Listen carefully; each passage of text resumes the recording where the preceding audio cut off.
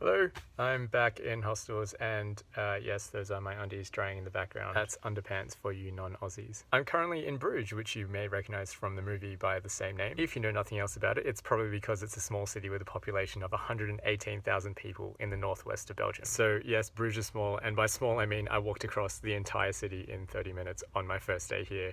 And now I'm trying to figure out what else to do with my time here. So apparently Belgium is known for their French fries. Go figure. There's even a museum dedicated to fries, and I did try some with some curry ketchup and it was good. I felt the same about their waffles and chocolate. I mean, are they tasty? Yes. But are they so much better than anything else I've had?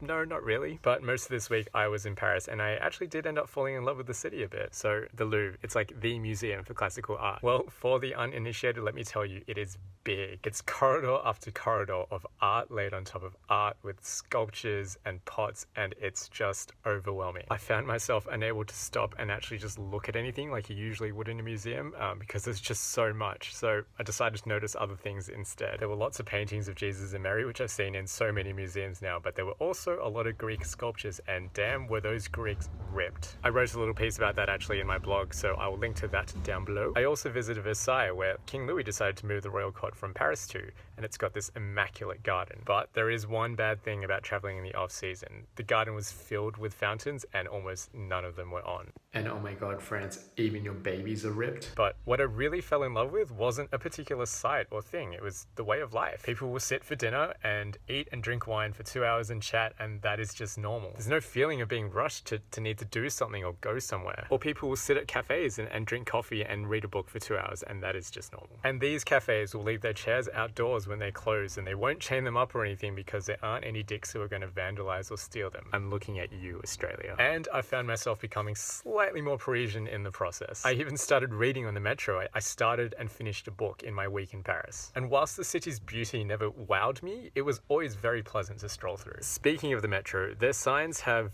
character. Some people, me, might say they're inconsistent. I mean, I spotted at least 3 different styles of metro signs in my time there. But others say it's part of holding on to that uniqueness that is Paris. On the topic of reading on the metro, I'm going to start a new segment of what I've been consuming this week. The book I started and finished was called Warm Bodies, which you may have heard there was a movie based on it, starring Nicholas Hoult. It's about a zombie who essentially learns to become human again, and it's a very easy, light read, and it is entertaining and fun, so I do recommend it. Otherwise, my question for this week is, what book did you finish recently, and how was it? Do you recommend it?